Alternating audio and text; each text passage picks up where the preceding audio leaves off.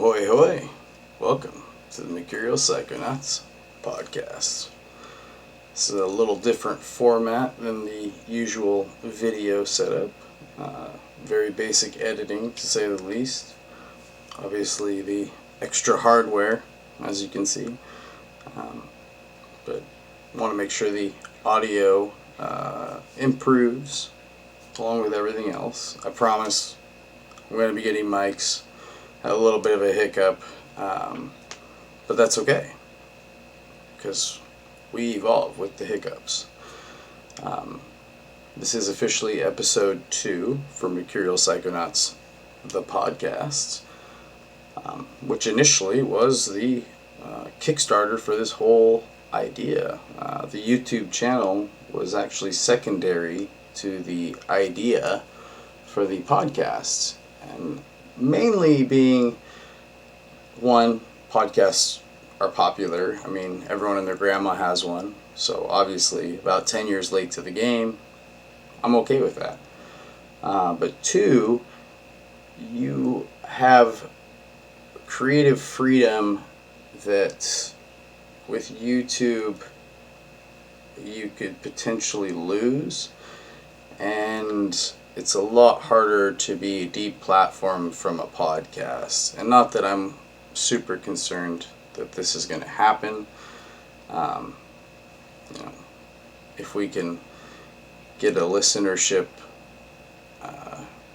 at such a level that becomes an issue, then I've achieved every goal I'd hoped to. Sorry, a little chapstick for you listeners and viewers. It's a little dry today. Probably should have drank a little more water. Anyway, so we got the video going. That's kind of cool. Pretty soon we'll have at least 2 cameras running, potentially 3. The third one is not the greatest quality, but I feel the angles keep the general audience maybe more involved. In theater, we learned it's kind of a trick if you watch modern day television compared to 40 years ago, let's say. Check how many different camera angles there were, on old television. A lot of times maybe one, for a single shot. And today that's like praised as like epic film. Oh my god, they held one shot for 20 seconds, when it's like that used to be an entire television show. I think the average Michael Bay film changes angles or jump cuts or moves the camera in some way, shape, or form every 3 seconds or less. I might be off. They might have made it to 3.5, but excuse me. So the idea being, I'm trying to make this a little more entertaining than just this boring guy talking. But officially, podcast 2 is going to be my first real therapy session. I want to call this episode Mercurial Psychonauts Crazy House Diagnoses. And apologies if that triggers some people, but do I technically get to say Crazy House if I'm part of it?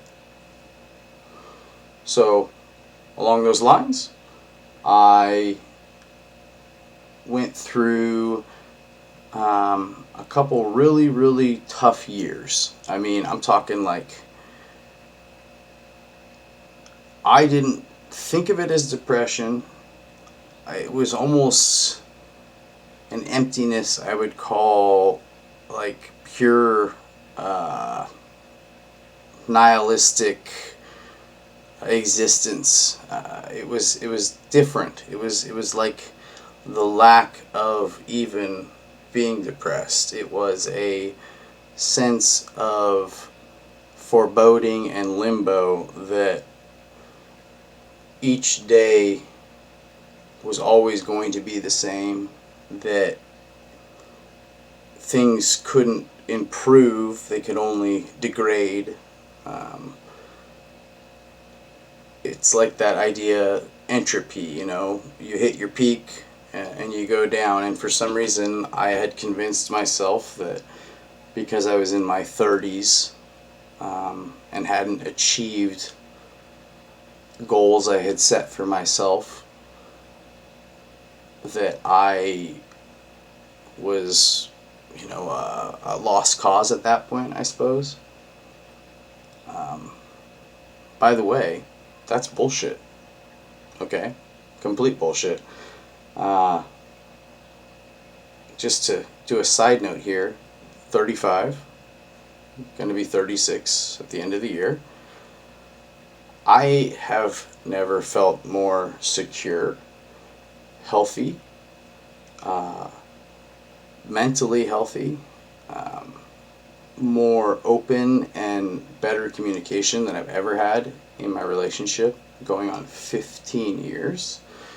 So, not an expert when it comes to relationships in any sense of the word, but making it 15 years, I mean, I keep a ring on my finger, and so does she, but it's never been official. We've never had a ceremony, and we've ridden this out.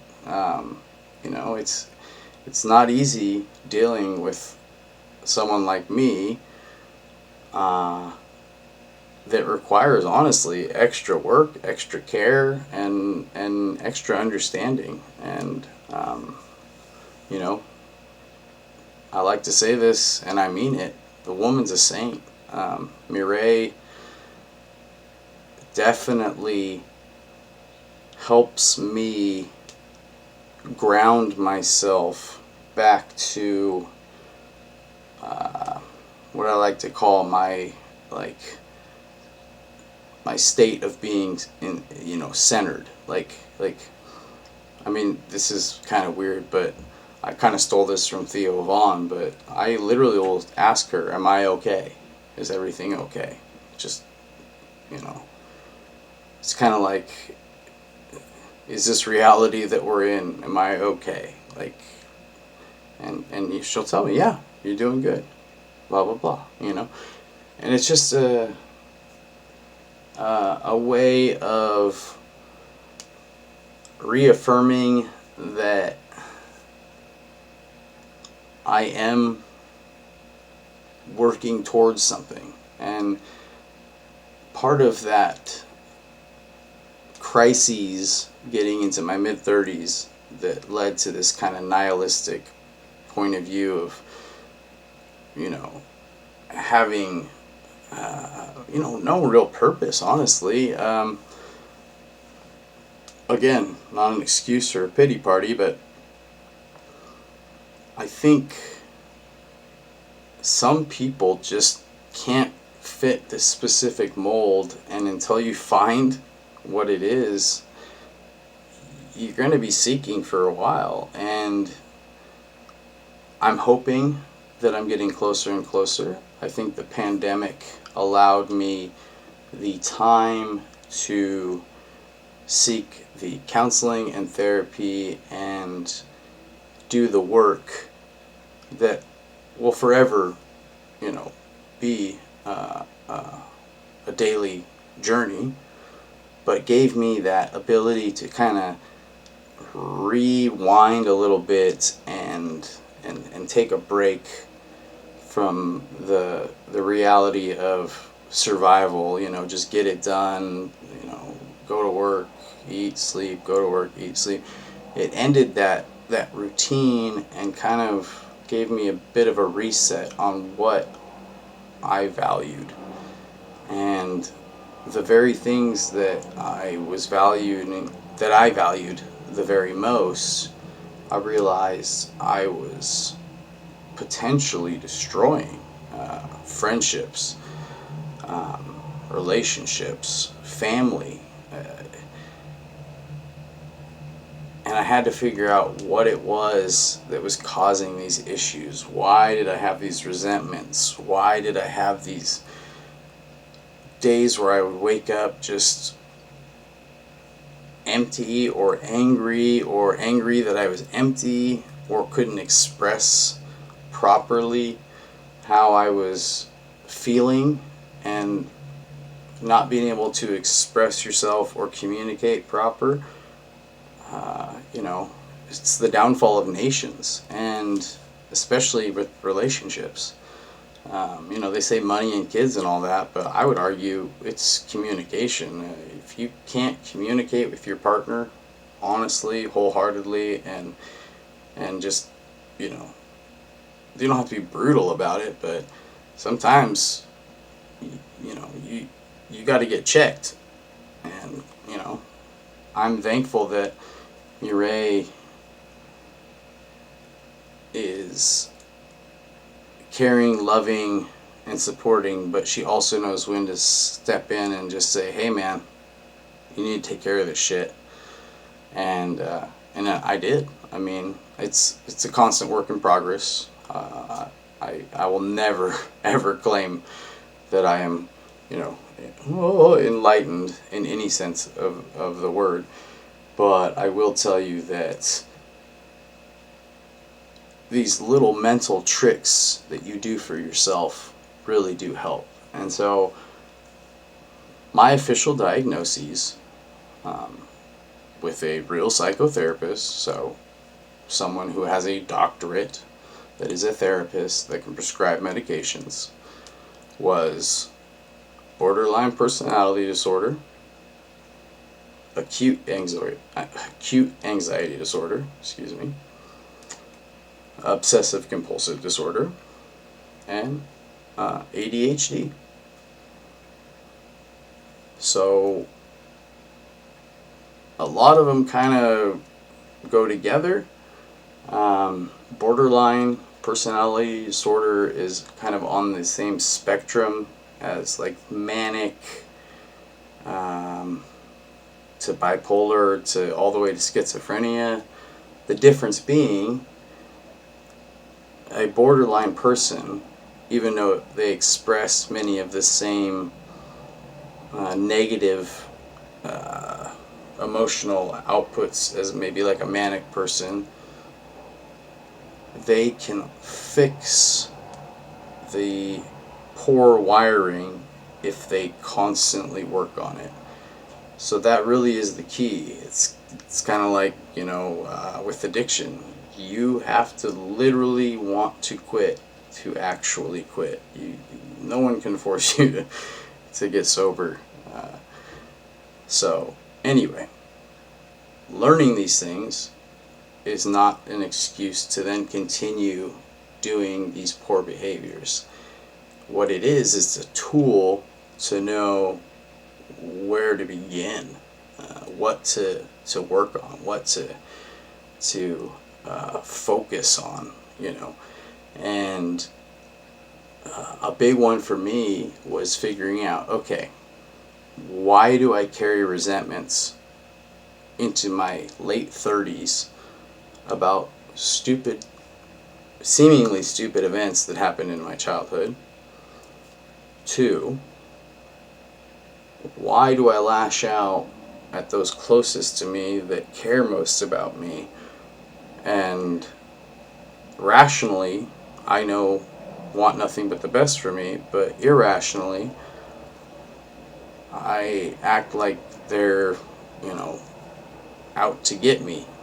Well, that's part of the obsessive compulsive disorder. People think obsessive compulsive means, I gotta tap my hat 3 times or do weird shit. And I did do some of it. I used to check locks consistently, alarms, kind of basic rituals, but still weird tics. But for me, obsessive compulsive disorder is obsessively compulsively thinking about an obsessive compulsive thought. So you're in this loop, okay? And that can be a good, what you believe to be a good idea. It can also be a very negative thing. And as you obsess on this obsession, you build on it. It's like that fight or flight idea. You create an event based off of a misinterpreted conversation, and your brain starts to create these feedback loops that are seemingly inescapable, and then that starts to change your actual physical attitude. I mean, like you get grumpy, you get spiteful and resentful over things you're making up in your own damn brain. So, one of the solutions is medication. That's the truth. They want to give you things that kind of just numb you out. I spent many years self-medicating for these disorders I didn't understand. And anxiety was a big one. Most people think most people that know me from childhood would think I was an extrovert. And it's actually completely the opposite. I like having a close group of friends, but my ideal party would be me, another couple, and maybe one other couple, like a very small gathering of just really chill people that have good conversation. But we do create almost different identities for different events or people or whatever. You're a different person at work than you are at home. I mean, it's not anything new. There's no special science involved there. But I think for me, when I started gaining weight, I was about 15. So sophomore year, I probably put on, a good amount of weight. I got up, so by 18, I got up to 280 pounds. I had a 42-inch waist.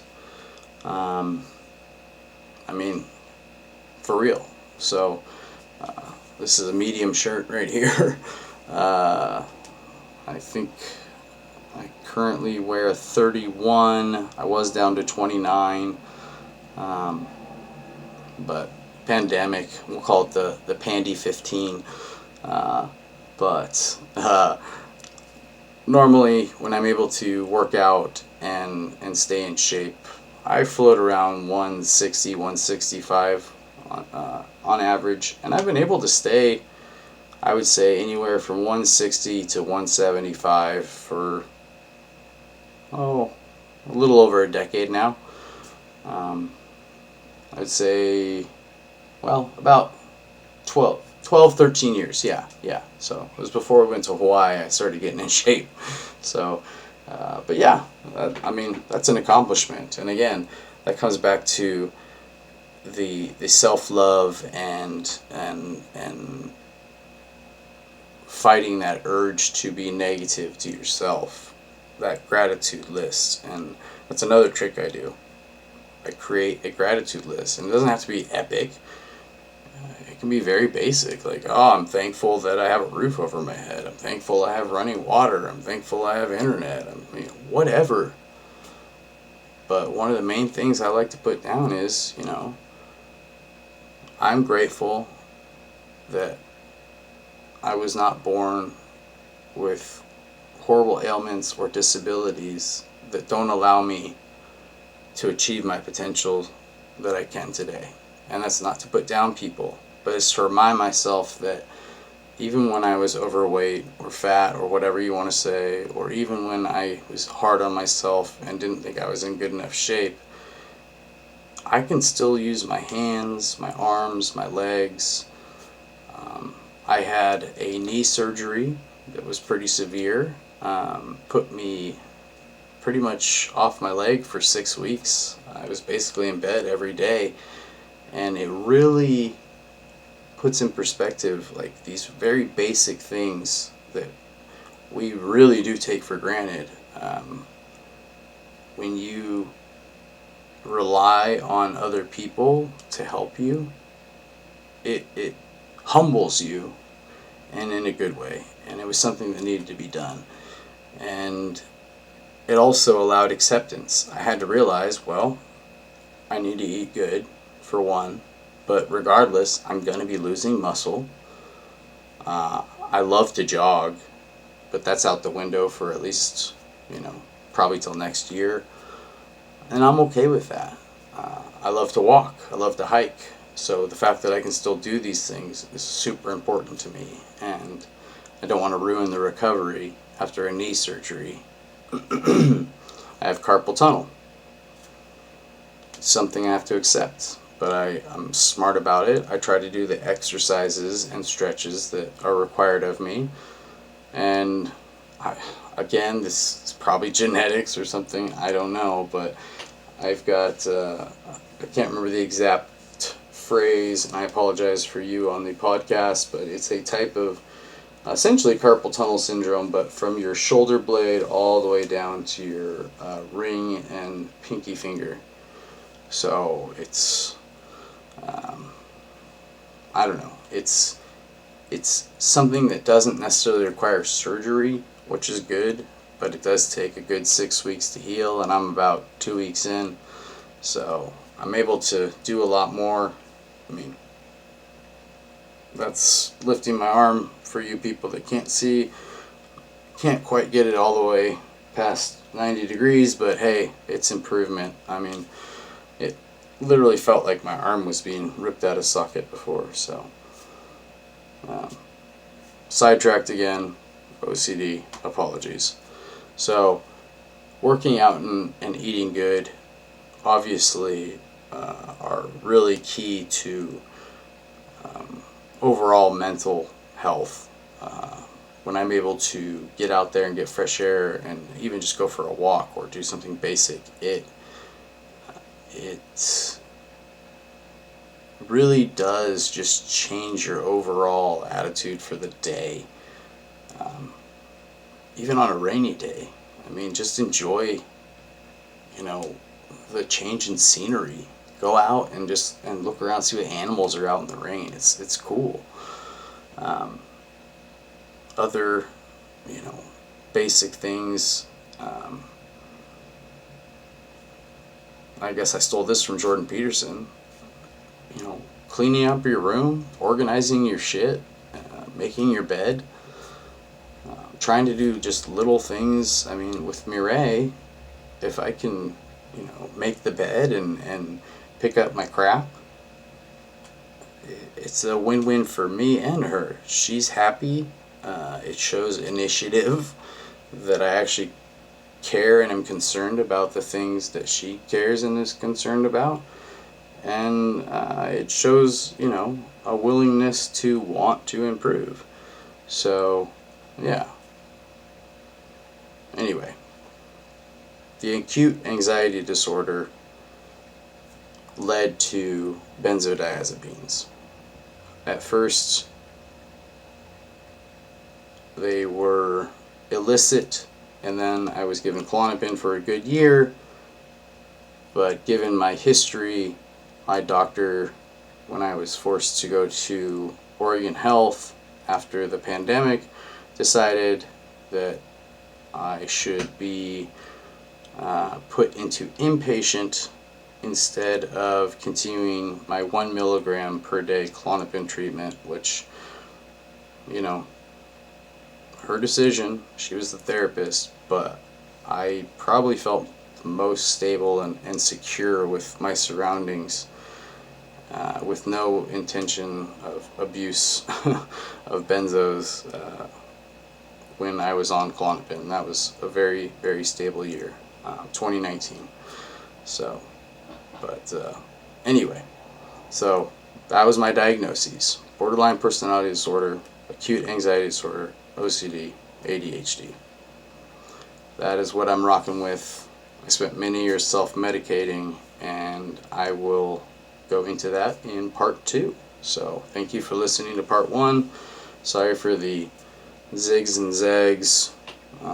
Thank you for paying attention on the podcast, and if you're not on the podcast, those who are watching the video, please subscribe.